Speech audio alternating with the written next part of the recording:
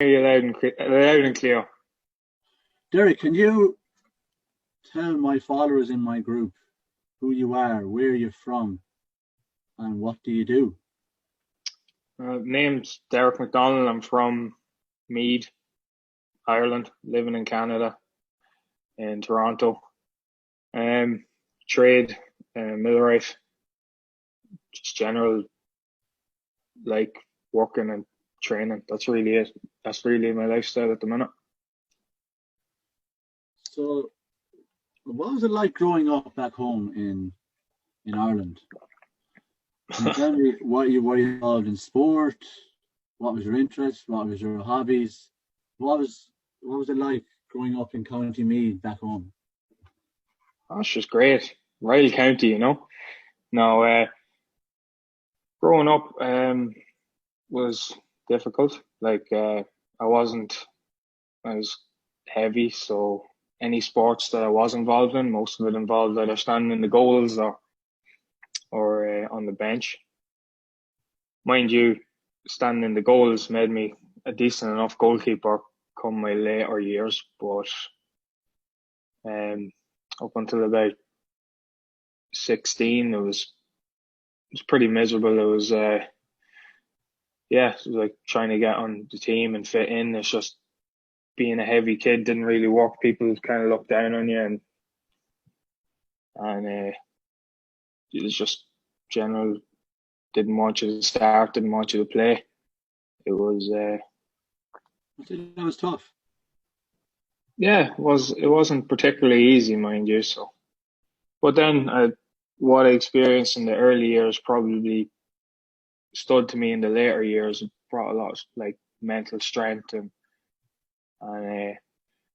crashing goals and proving people wrong and stuff like that. So But just look at the pictures there. Everyone has seen the pictures back in 2005. You're unrecognizable. You are, let's be honest. You were a bit overweight, a bit of chubby kid. I mean, why I brought you on today, honestly, is because there's a lot of people in this group that are going in to your find school your and through, story.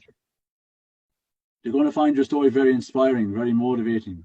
You know, it's not easy growing up in your teens, being overweight and being self-conscious, not having the confidence to do certain things. But as I said, why I brought you on today, you've completely changed your life around. yeah, It's amazing. it was fine in primary school, like up until the age of like probably 12, 13, and then you move your way into secondary school, and then you start maturing, and that's when things get really hard when people start fucking picking on you and shit like that. That's when it made me realize that I needed to change my life, my lifestyle, where it was going, and I realized it, but I also needed help, and that's where certain people came into my life and helped me out when I was around 14, 15, 16. I started turning my life around with the help of people. Obviously, I didn't do it all on my own. I can't take credit for that either. Like, If you don't mind me asking, like, who were the major influences on your life that turned this around um, for you? the major one would have been my outside of school would have been my cousin Jimmy Rafferty, who was a competitive bodybuilder in Ireland, Yeah.